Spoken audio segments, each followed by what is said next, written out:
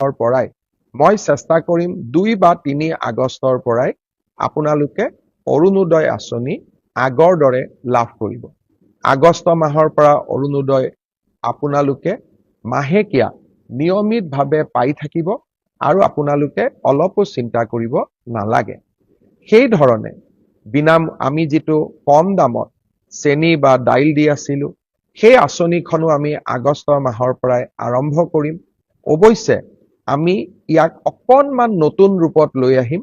সেই বিষয়ে আমাৰ পূৰ্ণাংগ বাজেটত আপোনালোকে শুনিবলৈ পাব। নিযুত মইনা, নিযুত বাবু, এই প্ৰত্যেকবোৰ আঁচনি, জীৱন প্ৰেৰণা, এই প্ৰত্যেকবোৰ আঁচনি আমি আগষ্ট মাহৰ পৰা আৰম্ভ কৰিম। আমাৰ আই মাতৃসকলে বিভিন্ন উন্নয়নমূলক আঁচনিৰ লগত যোৱা মাহটোত নিজকে জড়িত কৰিব পৰা নাই। কাৰণ আমাৰ ভোট অন একাউণ্টছ বাজেটৰ বাবেই আমি এনেধৰণৰ উন্নয়নমূলক কাম কাজসমূহ কৰিব পৰা নাই। মই ইতিমধ্যে সংবাদ মাধ্যমত কৈছোঁ, কিন্তু আজি মই আপোনালোকক আকৌ এবাৰ ক'ব খুজিছোঁ যে আগষ্ট মাহৰ প্ৰথম সপ্তাহৰ পৰাই মই চেষ্টা কৰিম 2 বা 3 আগষ্টৰ পৰাই আপোনালোকে অৰুণোদয় আঁচনি আগৰ দৰে লাভ কৰিব।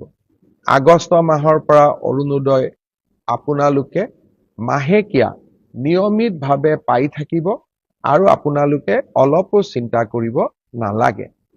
সেই ধৰণে আমি যিটো কম দামত চেনি বা দাইল দি আছিলোঁ, সেই আঁচনিখনো আমি আগষ্ট মাহৰ পৰাই আৰম্ভ কৰিম। অৱশ্যে আমি ইয়াক অকণমান নতুন ৰূপত লৈ আহিম। সেই বিষয়ে আমাৰ পূৰ্ণাংগ বাজেটত আপোনালোকে শুনিবলৈ পাব। নিযুত মইনা, নিযুত বাবু, এই প্ৰত্যেকবোৰ আঁচনি, জীৱন প্ৰেৰণা, এই প্ৰত্যেকবোৰ আঁচনি আমি আগষ্ট মাহৰ পৰা আৰম্ভ কৰিম। বহুতে মোৰ ফেচবুকত প্ৰশ্ন সোধে, মামা জীৱন প্ৰেৰণা কেতিয়া পাম, নিযুত মইনা কেতিয়া পাম?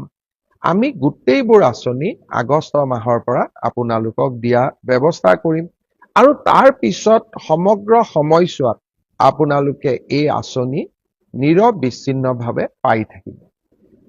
এই আঁচনিসমূহ চলি থকাৰ লগতে আমি অসমৰ বাবে গ্ৰহণ কৰা ডাঙৰ ডাঙৰ আঁচনিবিলাকৰ কামো এই সময়ছোৱাত আগবঢ়াই লৈ গৈ আছোঁ।